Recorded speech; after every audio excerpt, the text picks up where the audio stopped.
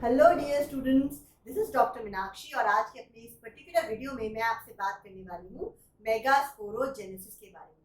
मेरे पिछले वीडियो में मैंने आपसे बात की थी मेगास्पोरेंजियम के स्ट्रक्चर के बारे में। मेगास्पोरेंजियम जो कि ओव्यूल होता है, और इस पर्टिकुलर वीडियो में मैं आपसे बात करूंगी किस तरीके से एक मेगास्पोर से एम्ब्रियो सैक की जनरेशन होती है। मेरे चैनल को लाइक और सब्सक्राइब करना ना भूलें और बेल नोटिफिकेशन जरूर दबाएं सो दैट मेरे आने वाले वीडियोस के बारे में आपको नोटिफिकेशन मिलती रहे। सो देर ना करते हुए शुरू करते हैं, let's start.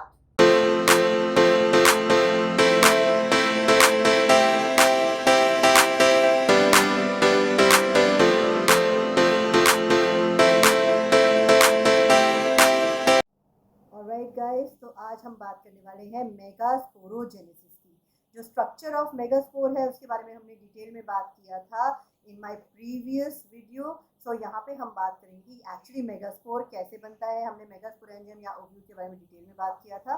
So now will start with megasporogenesis. Alright, now the process of formation of megaspores from megaspore mother cell is known as megasporogenesis. तो यहाँ पे हमें क्या पता चलता है, डेफिनेशन ऑफ मेगास्पोरोजेनेसिस। तो ये क्या है, यहाँ पे डेफिनेशन ऑफ मेगास्पोरोजेनेसिस क्या है, ये process of formation of megaspores from the megaspore mother cell is known as megasporogenesis।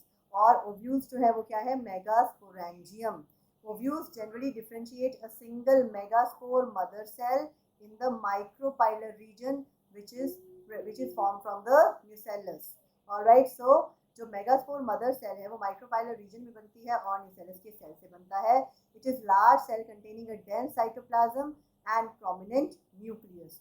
जो मेगास्पोर मदर सेल है उसमें क्या होती है, meiotic division. Now what is the importance of MMC undergoing meiosis. अगर एमएमसी मियोसिस अंडरगो करती है तभी फीमेल गमीट जो है वो हैप्लॉइड होता है और बाद में fusion with the male gamete produces a diploid zygote. तो इसलिए क्रोमोसोम नंबर किसी भी स्पीशीज का मेंटेन करने के लिए मियोसिस का होना बहुत इंपॉर्टेंट है। Alright, so now meiosis results in the production of 4 megaspores. Clear. तो अगर हम यहाँ पे बात करें इस डायग्राम की, टेक्स्ट हम बाद में देखते हैं। So let's first take a look at the diagram. तो यहाँ पे न्यूसेलस के एक सेल से बनता है क्या, मेगास्पोर मदर सेल। कहाँ पे, माइक्रोपाइलर पे। ऑलराइट, इसमें सबसे पहले क्या होती है, मियोसिस 1। तो मियोसिस 1 से हमें पता है इससे सेल जो है वो 2 सेल्स में डिवाइड हो जाता है, तो इसे बोलते हैं मेगास्पोर डायड। एंड जब मियोसिस 2 कंप्लीट हो जाता है तो उसके बाद क्या बन जाते हैं, मेगास्पोर का tetrad. That means 4 daughter cells are form at the end of meiosis 2। Usually जो मेगास्पोरोजेनेसिस है एंजियोस्पर्म में वो क्या होती है, मोनोस्पोरिक टाइप। कौन सी होती है, मोनोस्पोरिक टाइप। कौन सी, polygonum type, monosporic development. So usually क्या होती है, पॉलीगोनम टाइप मोनोस्पोरिक डेवलपमेंट, जिसमें ये जो 3 सेल्स हैं, 3 सेल्स जो है वो डीजेनरेट हो जाते हैं और बाकी बचता है एक functional megaspore. Alright, so only 1 functional megaspore is left, बाकी 3 के 3 डीजेनरेट हो जाते हैं। इसे बोलते हैं polygonum type monosporic development. Clear. तो वो जो एक बचा हुआ सेल है उसका न्यूक्लियस डिवाइड हो जाता है, इसको बोलते हैं फ्री न्यूक्लियर डिवीजन। जहाँ पे न्यूक्लियस तो डिवाइड होता है पर न्यूक्लियस जो सेल्स हैं साइटोकाइनेसिस नहीं होती कैरियोकाइनेसिस के बाद, इसको बोलते हैं फ्री न्यूक्लियर डिवीजन। ऑलराइट, तो यहाँ पे फ्री न्यूक्लियर डिवीजन होती है जिसमें न्यूक्लियस डिवाइड होकर टर्मिनल्स पे पहुंच जाता है। तो ये फर्स्ट डिवीजन है। उसके बाद सेकेंड डिवीजन होती है जिसमें 2 से 4 बन जाते हैं न्यूक्लियाई, और फिर थर्ड डिवीजन है जिसमें 4 से 8 न्यूक्लियाई प्रेजेंट होते हैं, 4 एट ईच एंड। अब इन न्यूक्लियस के आसपास क्या हो जाती है, सेल वॉल ले होनी शुरू हो जाती है, जिससे माइक्रोपाइलर एंड, ये कौन सा है, माइक्रोपाइलर एंड, और माइक्रोपाइलर एंड के ऑपोजिट कौन सा है, chalazal and. Alright, so micropylar and पे क्या बन जाता है, एग अपरेटस। ऑलराइट, और इस एग अपरेटस में क्या प्रेजेंट है, एक एग प्रेजेंट है और 2 सिनर्जिड्स प्रेजेंट है। ऑलराइट, एक सेंट्रल सेल बन जाता है जिसमें 2 पोलर न्यूक्लियाई प्रेजेंट है, और एंटीपोडल्स जो कि प्रेजेंट है चैलेजल एंड पे, वो 3 एंटीपोडल्स प्रेजेंट है। क्लियर हो गया आपको। तो अगर हम यहाँ पे काउंट करें कि कितने न्यूक्लियाई और कितने सेल्स प्रेजेंट है, सो 1 2 3, 3 सेल ये हो गए, 4th cell central cell, and 5 6 and 7, 3 antipodals के cell. So that means there are 7 cells, and how many nuclei are present, 1 2 3 4 4 5 6 7 8। सो जो यहाँ पे कितने प्रेजेंट हैं, 7 सेल्स प्रेजेंट है और 8 न्यूक्लियाई प्रेजेंट है। तो ऑलराइट, जैसा कि मैंने पिछली स्लाइड में आपको समझाया किसके बारे में, जनरेशन ऑफ फीमेल गमीटोफाइट, यहाँ पे हम उसके बारे में टेक्स्ट पढ़ते हैं। In a majority of flowering plants one of the megaspores is functional monosporic होता है और बाकी सारे 3 जो है डीजनरेट हो जाते हैं। ये मैंने आपको थोड़ी देर पहले बताया। Only the functional megaspore develops into the female gametophyte या फिर एम्ब्रियो सैक। तो याद रखने की जरूरत है, मेल गमीटोफाइट पॉलन ग्रेन है और फीमेल गमीटोफाइट एम्ब्रियो सैक है। This method of embryo sac formation from a single megaspore is termed as monosporic development. So question पूछा गया है, what will be the ploidy of cells of the nucellus, MMC and functional megaspore and female gametophyte? तो nucellus वाले हैं 2n, MMC भी है 2n, functional megaspore जो है वो n है और female gametophyte भी क्या है, haploid है, यहाँ n है. Let us study the formation of embryo sac. The nucleus of the functional megaspore divides mitotically to form 2 nuclei which move to the opposite poles and forming a 2-nucleate embryo sac. Clear?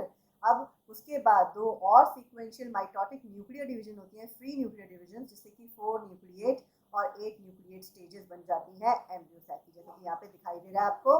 Again, it is of interest to note that these mitotic divisions are strictly free nuclear divisions, यानी कि इसके बाद cell wall की formation नहीं होती.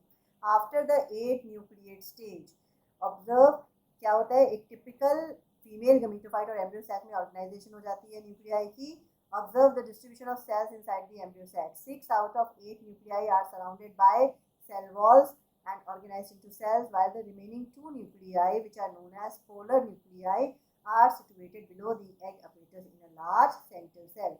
तो अगर हम बात करें यहाँ पे अगेन, तो ये माइक्रोपाइलर एंड है और ये चैलेजल एंड है. तो 3 एंटीपोडल सेल्स हो गए, एक सेंट्रल सेल हो गया और अगेन 3 जो है वो एग अपरेटस में सेल्स हो गए. तो टोटल 7 सेल्स हो गए और 8 न्यूक्लियाई. सो इसलिए angiospermic embryo sac is 7 celled and 8 nucleate stage में प्रेजेंट होता है.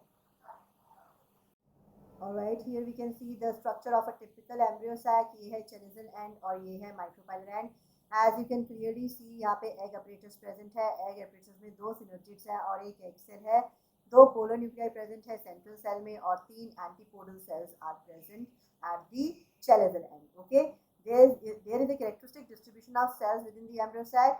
3 cells are grouped together at the micropylar end and constitute the egg apparatus. Alright, तो ये जो एग और 2 सिनर्जिड्स मिलके क्या बनाते हैं, एग अपरेटस. ऑलराइट, और उसके अलावा egg apparatus in turn consist of 2 synergids and 1 egg cell. Synergids have special cellular thickenings at the micropylar tip which are known as filiform apparatus. Very important, आपको यहाँ पे दिखाई दे रहा है filiform apparatus.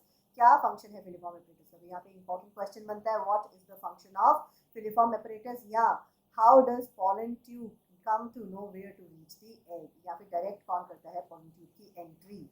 which play an important role in guiding the pollen tube into the synergid. Very important, they filiform जो apparatus है, it guides the pollen tube into the synergid. 3 cells at the chalical end are known as antipodals and the large central cell contains 2 polar nuclei. So therefore a typical angiospermic embryo sac at maturity is 8 nucleate and 7 cells. So question आ जाता है, what do you mean by 8 nucleate and 7 cell stage of embryo sac in case of angiosperm? So I hope आपको megasporogenesis बिल्कुल clear तरीके से समझ में आ गया है.